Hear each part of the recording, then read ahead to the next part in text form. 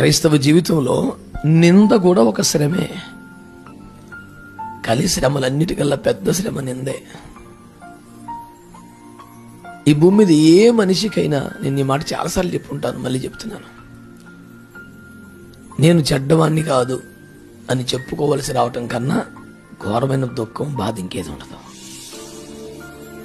చాలా కష్టం అనిపిస్తుంది.